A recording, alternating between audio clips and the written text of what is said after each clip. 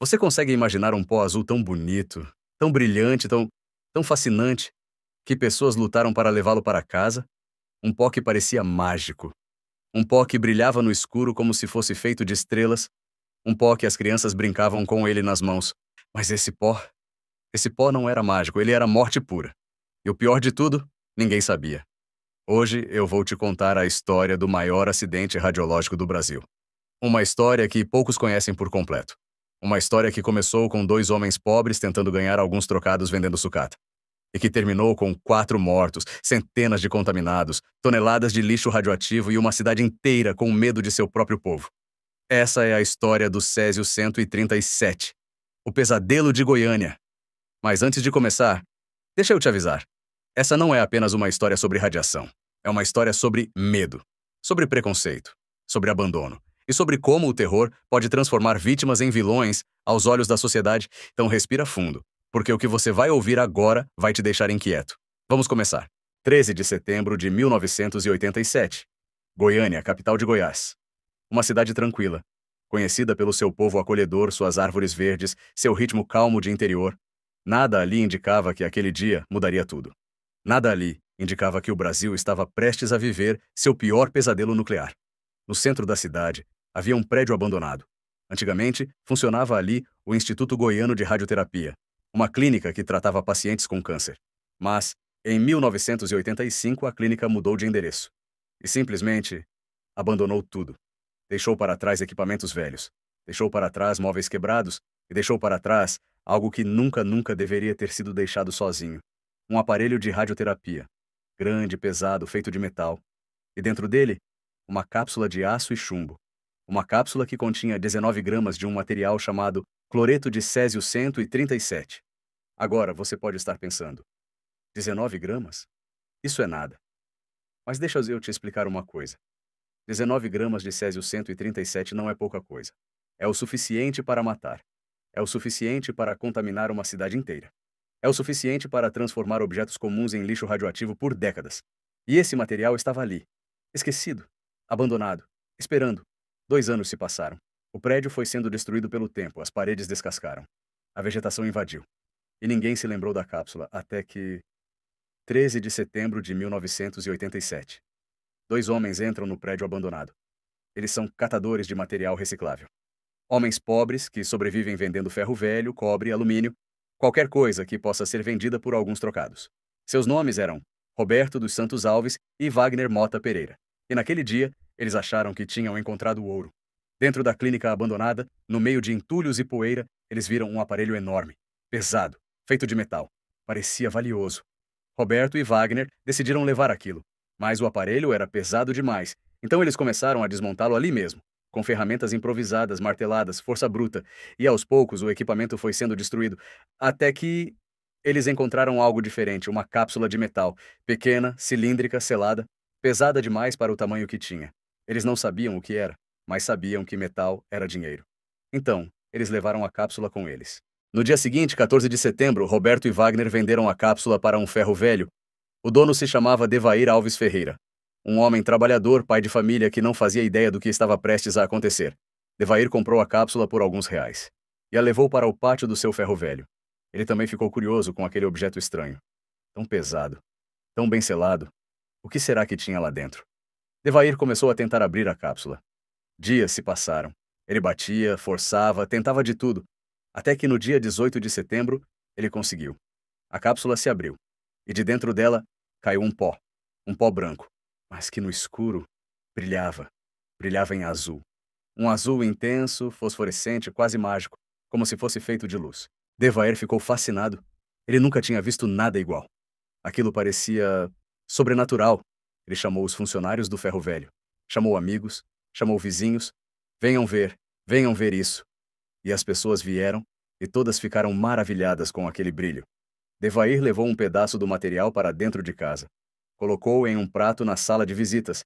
E durante os dias seguintes, ele convidou amigos e familiares para ver o espetáculo da luz azul. As pessoas entravam na sala escura e viam o pó brilhando. Tocavam nele, passavam nas mãos, brincavam com aquilo. Ninguém desconfiava, ninguém imaginava que aquele brilho era radiação pura, que cada segundo ali dentro Estava destruindo células, que cada toque naquele pó era uma sentença de morte. E o pior ainda estava por vir. Devair tinha um irmão chamado Ivo Alves Ferreira. Ivo foi visitar o ferro velho, viu o pó brilhante e ficou tão impressionado que pediu um pedaço para levar para casa. Devair deu. E Ivo levou aquele pó para sua filha, uma menininha de apenas 6 anos. Seu nome era Leide das Neves Ferreira. Leide adorou o presente. Para ela, aquelas pedrinhas azuis brilhantes eram como joias mágicas. Ela brincava com elas, colocava no bolso, mostrava para os amigos. E uma noite, durante o jantar, Leide estava comendo um ovo cozido. Suas mãos estavam sujas do pó azul. E ela comeu, sem lavar as mãos, sem perceber. E naquele momento, o césio entrou no corpo dela. Contaminação interna aguda. Nos dias seguintes, coisas estranhas começaram a acontecer. As pessoas que tocaram no pó começaram a sentir náuseas, tonturas, vômitos, diarreia, queimaduras na pele, feridas que não cicatrizavam, cabelos que caíam, fraqueza extrema. Ninguém entendia o que estava acontecendo. Os médicos não conseguiam diagnosticar. Achavam que era uma virose, ou algo que comeram, mas os sintomas só pioravam. Até que no dia 28 de setembro, quase 2 semanas depois da cápsula ter sido aberta, a esposa de Devair, Maria Gabriela Ferreira, estava desesperada. Ela via o marido piorando a cada dia. Ela via os funcionários do ferro velho adoecendo, ela via a filha Leide definhando. Maria Gabriela teve um pressentimento, ela lembrou do pó brilhante, lembrou de como tudo começou depois daquilo. E ela teve coragem. Ela pegou o que restava da cápsula, colocou em uma sacola plástica e levou até um posto de saúde. Ela bateu na porta e disse: "Isso aqui está matando minha família." Os médicos do posto ficaram confusos, mas algo naquela história não batia. Aqueles sintomas, aquelas queimaduras, aquela urgência, eles decidiram levar a cápsula para um físico analisar. E quando o aparelho de medição foi colocado perto do material, o ponteiro foi ao máximo. Radioatividade extrema, naquele momento todos entenderam. Goiânia estava vivendo um acidente nuclear. A notícia se espalhou como fogo. As autoridades foram acionadas. A Comissão Nacional de Energia Nuclear foi chamada. Equipes de emergência de todo o Brasil foram mobilizadas. E então, começou a corrida contra o tempo. Agentes de saúde começaram a rastrear todas as pessoas que tiveram contato com o césio. E o que eles descobriram foi aterrorizante. O pó radioativo tinha se espalhado por diversos locais de Goiânia. Casas, ruas, ônibus, pessoas. Devair, em sua empolgação, tinha distribuído pedaços do material para amigos e conhecidos. Ivo tinha levado para casa, funcionários do ferro velho tinham tocado, vizinhos tinham visitado.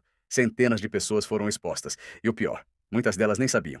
As equipes de emergência começaram a fazer varreduras pela cidade. Eles usavam medidores Geiger, aparelhos que detectam radiação, e cada vez que o aparelho apitava, significava que mais alguém estava contaminado, ou que mais um objeto precisava ser destruído. Roupas viraram lixo radioativo, móveis viraram lixo radioativo, casas inteiras foram demolidas e viraram lixo radioativo. No total, foram geradas 6.000 toneladas de lixo radioativo. 6.000 toneladas. Pense nisso. 6.000 toneladas de objetos comuns, roupas, camas, talheres, brinquedos, que foram transformados em material perigoso. Material que não pode ser tocado. Material que precisa ficar isolado por 150 anos. Mas enquanto as autoridades tentavam conter o desastre físico, outro desastre estava acontecendo. Um desastre humano. As notícias sobre o acidente começaram a se espalhar. Rádios, jornais, televisões. Acidente nuclear em Goiânia. Radiação se espalha pela cidade. Centenas de pessoas contaminadas. E o pânico tomou conta, mas não foi só pânico sobre a radiação, foi pânico sobre as vítimas, porque o pior de tudo começou aqui. A população de Goiânia, influenciada pelo medo e pela desinformação, começou a tratar as vítimas do césio como se elas fossem o perigo, como se a radiação fosse contagiosa. Mas a radiação não é contagiosa. Deixa eu explicar isso de forma clara. Se você foi irradiado, ou seja, exposto à radiação, você não transmite radiação para outras pessoas. É como se você tivesse passado muito tempo no sol. Você não vai queimar outra pessoa só por estar perto dela. Mas se você foi contaminado, ou seja, se o material radioativo está no seu corpo, nas suas roupas, na sua pele, aí sim, você pode contaminar outras pessoas. Mas apenas se houver transferência direta do material. No caso das vítimas do césio, a grande maioria tinha sido apenas irradiada. Ou seja, não ofereciam perigo nenhum para a população. Mas o medo não entende ciência. As vítimas começaram a ser rejeitadas. Hotéis se recusavam a hospedar pessoas de Goiânia. Restaurantes se recusavam a servir. Motoristas de ônibus se recusavam a deixar goianienses entrarem. Carros com placas de Goiás eram vandalizados. Um veículo Monza com placa de Goiânia foi encontrado parcialmente destruído em Brasília, com a frase "Fora Césio", escrita na lataria. As vítimas eram chamadas de leprosos do césio. Eram isoladas, rejeitadas, temidas.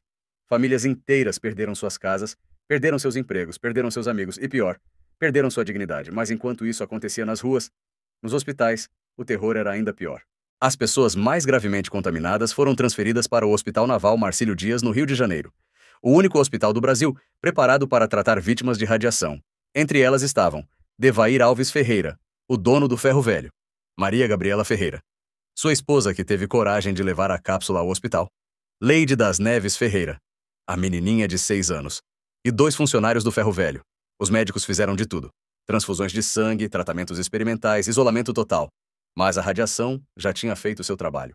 23 de outubro de 1987. Israel Baptista dos Santos Mansar, este funcionário do ferro velho, foi o primeiro a morrer. Ele tinha 22 anos. 27 de outubro de 1987. Admilson Alves de Souza, também funcionário, morreu. Ele tinha 18 anos. E então veio o golpe mais devastador. 23 de outubro de 1987, no mesmo dia da primeira morte. Leide das Neves Ferreira, a menininha de 6 anos que brincou com as pedrinhas azuis, ela morreu. E sabe o que é pior? O corpo dela estava tão contaminado que não pôde ser enterrado em um caixão comum. Ela foi sepultada em um caixão de chumbo de 600 quilos para evitar que a radiação vazasse para o solo. E mesmo assim, no dia do enterro de Leide, populares tentaram impedir o sepultamento no cemitério local. Eles tinham medo. Medo de que a radiação contaminasse o cemitério. Medo de que a morte dela colocasse todos em perigo. A mãe de Leide, Lourdes das Neves, não conseguiu nem enterrar sua filha em paz. Ela teve que enfrentar uma multidão enfurecida, gritos, xingamentos, pedras atiradas. Ela disse anos depois: "Eu me senti o próprio lixo radioativo. Vi que o lixo era mais bem tratado que as vítimas." Dias depois, em 28 de outubro, Maria Gabriela Ferreira, a mulher que teve coragem de levar a cápsula ao hospital e tentar salvar sua família, também morreu. Ela foi sepultada ao lado de Leide, ambas em caixões de chumbo. No total, 4 pessoas morreram nos primeiros meses. Mas a história não termina aí, porque o césio continua matando. Ao longo dos anos seguintes, dezenas de outras vítimas morreram. Cânceres surgiram. Doenças inexplicáveis apareceram. Corpos que já estavam fracos pela radiação simplesmente desistiram. Segundo a Associação das Vítimas do Césio 137, até 2012, 25 anos depois do acidente, 104 pessoas tinham morrido em decorrência da contaminação. E cerca de 1.600 pessoas foram afetadas diretamente. Hoje, 37 anos depois, ainda existem mais de 1.000 pessoas sendo monitoradas. Pessoas que foram contaminadas, pessoas que trabalharam na limpeza, pessoas que moravam perto dos focos, filhos e netos das vítimas. E sabe o que essas pessoas dizem? Que elas foram esquecidas. Elas reclamam que não recebem os medicamentos que deveriam receber por lei, reclamam que as pensões não foram atualizadas, reclamam que muitos que trabalharam no acidente não foram reconhecidos como vítimas e elas ainda carregam o estigma. Elas não podem doar sangue, mas ninguém explica por quê. Elas enfrentam problemas de saúde que não são reconhecidos como efeitos do césio. Elas sentem que foram tratadas como lixo. E o lixo radioativo? Ele está armazenado em um depósito em Abadia de Goiás, a poucos quilômetros de Goiânia. 6.000 toneladas de material contaminado, enterrado em concreto, isolado por cercas de segurança. Vai ficar lá por 150 anos. 150 anos até que a radiação diminua o suficiente para não ser mais perigosa. 150 anos de lembrança concreta de um erro humano. Mas enquanto o lixo está bem guardado, as vítimas continuam lutando. Lourdes das Neves, a mãe de Leide, hoje com 64 anos, diz: "Acho que Deus tem um desígnio para mim. Só peço a Ele força e sabedoria." Ela sobreviveu, mas continua lutando pelos direitos das vítimas. Continua pedindo que o governo reconheça todas as pessoas afetadas. Continua exigindo dignidade. E ela não está sozinha. Sueli Lina de Moraes Silva, presidente da Associação das Vítimas do Césio 137, diz: "É dificuldade de toda a ordem. Sofremos muito preconceito, tivemos que entrar na justiça para tentar conseguir reajuste da pensão. É uma luta nossa." E o filho de Lourdes, que tinha 14 anos na época do acidente? Ele sofre de depressão até hoje. Já tentou suicídio 3 vezes. Se tornou alcoólatra, Lourdes diz: "Desde o acidente foram só perdas para a gente, de todo jeito que você pensar." Então, o que podemos aprender com tudo isso? Primeiro, a radiação não é contagiosa. Irradiação e contaminação são coisas diferentes. E o medo que fez as vítimas serem tratadas como leprosas foi baseado em ignorância. Segundo, vítimas não são vilãs. As pessoas que foram contaminadas pelo césio não escolheram isso. Elas não sabiam o que estavam tocando. Elas não mereciam ser isoladas, xingadas, rejeitadas. Elas mereciam compaixão. Terceiro, negligência mata. O Instituto Goiano de Radioterapia abandonou um equipamento radioativo em um prédio sem segurança. Isso nunca deveria ter acontecido. E a tragédia que se seguiu foi resultado direto dessa negligência. E quarto, o trauma não acaba quando a radiação para. 37 anos depois, as vítimas ainda sofrem. Fisicamente, emocionalmente, socialmente, elas ainda lutam por reconhecimento, ainda lutam por direitos, ainda lutam por dignidade. E enquanto a cidade de Goiânia seguiu em frente, enquanto o centro da cidade foi revitalizado, enquanto o valor dos imóveis voltou a subir, as vítimas continuam carregando o peso daquele setembro de 1987. Hoje, o acidente com o Césio 137 é estudado em universidades ao redor do mundo. É mencionado em documentários, virou filme, virou livro. Mas para as vítimas, não é história, é vida, é dor, é luta diária. E a pergunta que fica é: quantas outras tragédias poderiam ser evitadas se levássemos a segurança a sério? Quantas outras vítimas precisam surgir antes de aprendermos? O Césio 137 foi um acidente, mas o abandono das vítimas, isso foi uma escolha. E até hoje, elas pagam o preço. No dia 13 de setembro, o Brasil comemora o Dia Nacional de Luta dos Acidentados por Fontes Radioativas. Um dia para lembrar, para não esquecer, para honrar as vítimas e para lutar para que isso nunca mais aconteça, porque Leide das Neves merecia viver. Maria Gabriela merecia viver. Israel e Admilson mereciam viver. E todas as outras 104 pessoas que morreram, elas mereciam viver. Então, da próxima vez que você ouvir sobre um acidente, sobre vítimas, sobre pessoas que estão sofrendo, lembre-se disso. Elas não são o perigo. Elas são seres humanos. E elas merecem compaixão, porque no final das contas, o verdadeiro perigo nunca foi a radiação. Foi o medo. Foi o preconceito, foi o abandono. E esses ainda existem. Essa foi a história do Césio 137, o maior acidente radiológico do Brasil e uma das maiores tragédias humanas que este país já viu. Não esqueça! Não esqueça de Leide, não esqueça de Maria Gabriela, não esqueça das vítimas, porque elas merecem ser lembradas. Não apenas como números em uma estatística, mas como pessoas, como vidas, como histórias que importam e que nunca devem ser esquecidas.